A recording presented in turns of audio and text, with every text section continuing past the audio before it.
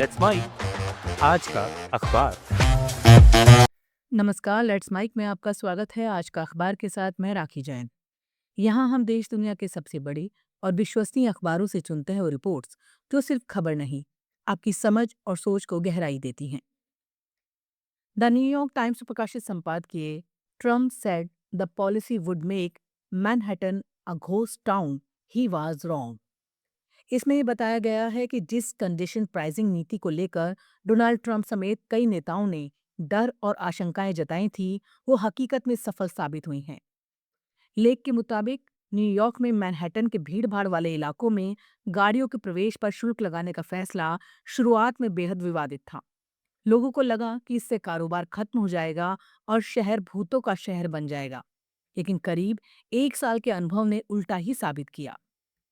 संपादकीय समझाता है कि इस नीति से ट्रैफिक में साफ कमी आई है।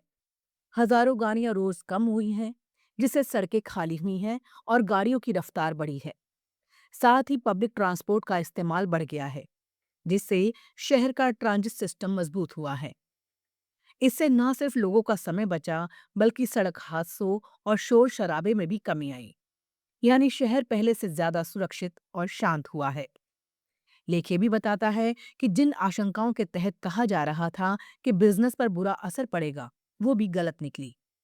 मैनहट्टन में कारोबार बढ़ा है क्योंकि अब वहां चलना फिरना ज्यादा आसान और सुखद हो गया है। यानी कम ट्रैफिक ने शहर को ज्यादा जिंदा बनाया, ना कि खाली।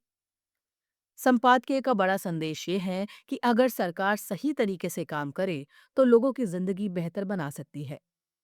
आज जब सरकारों पर भरोसा कम होता जा रहा है, न्यूयॉर्क का ये उदाहरण दिखाता है कि थोड़े राजनीतिक जोखिम लेकर भी अच्छे फैसले किए जा सकते हैं। दुनिया के कई शहर जैसे लंदन और सिंगापुर पहले से ही इस मॉडल से फायदा उठा चुके हैं और अब दूसरे शहरों को भी इससे सीख लेनी चाहिए। अंत में लेख कहता है कि ट्रैफिक सिर्फ असुविधा नहीं, बल्कि एक छिपी हुई बड़ी कीमत है। समय की बर्बादी, प्रदूषण और स्वास्थ्य पर असर। कंजेशन प्राइसिंग इस असली लागत को सामने लाती है और उसे कम करने का रास्ता देती है। इसलिए न्यूयॉर्क का ये प्रयोग सिर्फ एक शहर की कहानी नहीं, बल्कि शहरी जीवन को बेहतर बनाने का एक सफल मॉडल बनकर उभरा है। द गार्जियन में प्रकाशित संपादकीय the Guardian view on China and Iran, the war poses bigger questions for Beijing than where to get its oil. इसमें ये समझाने की कोशिश की गई है कि ईरान इजराइल अमेरिका के टकराव का असर सिर्फ पश्चिम एशिया तक सीमित नहीं है, बल्कि ये चाइना जैसे बड़े देश के लिए भी नई चुनौतियां खड़ी कर रहा है। लेख कहता है भले ही ईरान और चीन के रिश्ते लंबे समय से रहे हैं और दोनों खुद को पश्चिमी दबाव के खिलाफ खड़े देश बताते रहे हैं, लेकिन इस युद्ध में चीन की प्रतिक्रिया काफी धीमी और सीमित रही है, जो ये दिखाती है कि दोस्ती उतनी गहरी नहीं जितनी दिखाई जाती है। संपादकीय का तर्क है कि चीन का नजरिया पूरी तरह व्यवहारिक है, लेकिन उसकी ऊर्जा जरूरतें अब कई दूसरे देशों से भी पूरी हो रही हैं। यानी चीन किसी एक देश पर निर्भर नहीं है और इसलिए इस संघर्ष में खुलकर किसी पक्ष में नहीं आना चाहता। यही वजह है कि शी जिनपिंग की सरकार इस पूरे संकट में स्ट्रेटेजिक एम्बिगुइटी यानी जानबूझकर अस्पष्ट रुख अपनाए हुए है। लेख आगे बताता है कि इस युद्ध ने चीन के सामने एक बड़ा सवाल खड़ा कर दिया है। अब तक वो वैश्विक सुरक्षा मामलों में अमेरिका की मौजूदगी का फायदा उठाकर खुद आर्थिक तरक्की करता रहा, लेकिन अब जब यूनाइटेड स्टेट्स खुद अस्थिरता बढ़ाने वाला कारक भी बनता दिख रहा है, तो चीन को तय करना होगा कि वो सिर्फ दर्शक बना रहेगा या वैश्विक जिम्मेदारी भी उठाएगा। संपादकीय ये भी इशारा करता है कि इस संघर्ष में चीन के लिए मौके भी हैं, जैसे मिडिल ईस्ट में निवेश, पुनर्निर्माण और नई आर्थिक साझेदारियां। साथ ही जोखिम भी बढ़ रहे हैं। क्षेत्र में उसके नागरिकों और व्यापारिक हितों की सुरक्षा का सवाल अब ज्यादा गंभीर हो गया है। आखिर में लेख का सार ये है कि ये युद्ध चीन के लिए सिर्फ तेल या व्यापार का मुद्दा नहीं है, बल्कि उसकी वैश्विक भूमिका की असली परीक्षा है। अब तक दूरी बनाकर फायदा उठाने की रणनीति काम करती रही, लेकिन बदलती दुनिया में ये तरीका कब तक चलेगा, यही सबसे बड़ा सवाल है, जिसका जवाब बीजिंग को अब देना होगा। अल जजीरा में प्रकाशित लेख the Strait of Hormuz is not just an oil check point. इसमें समझाने की कोशिश की गई है कि स्ट्रेट ऑफ हॉर्मुज को सिर्फ तेल के रास्ते के तौर पर देखना एक बड़ी भूल है।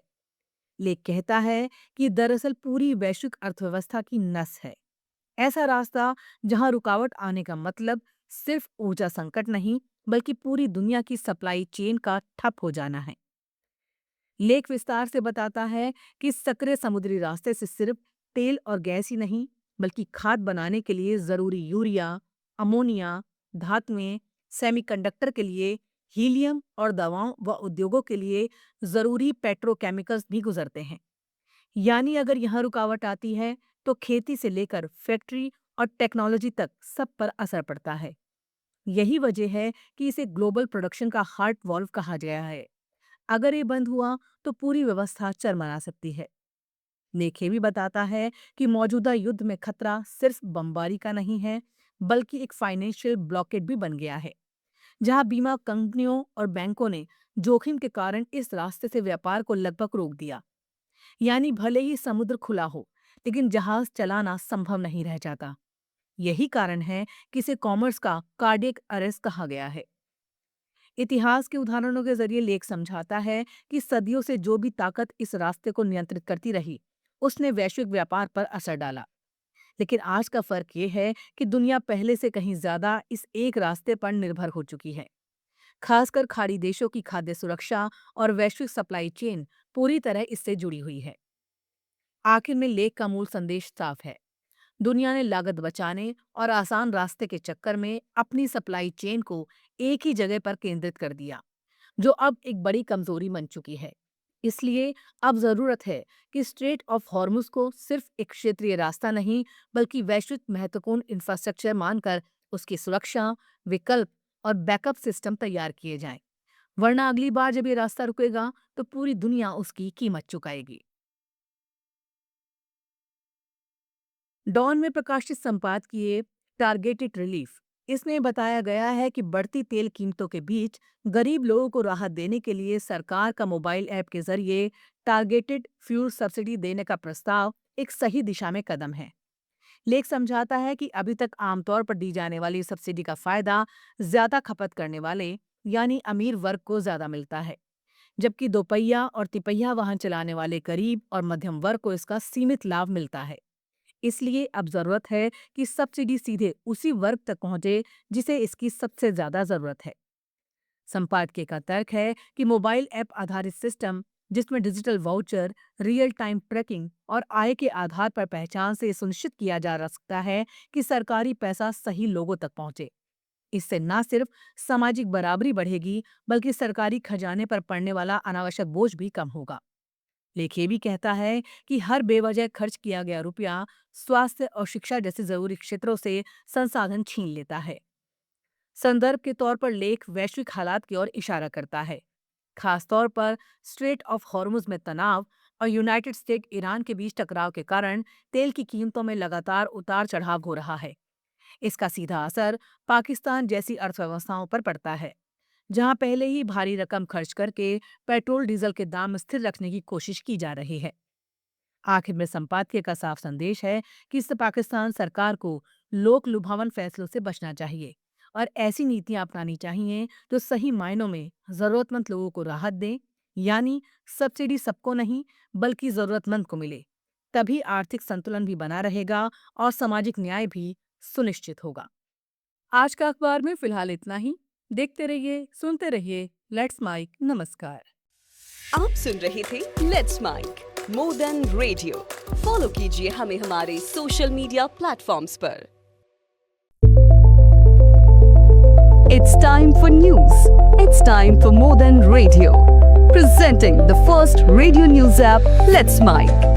Let's Mic, a news-based app on your phone where you get to watch and listen news, talk shows, interviews, radio show podcasts. On Let's Mic, you get all relevant information of TV, print, radio, podcast, and digital. Let's Mic talks about every segment of life.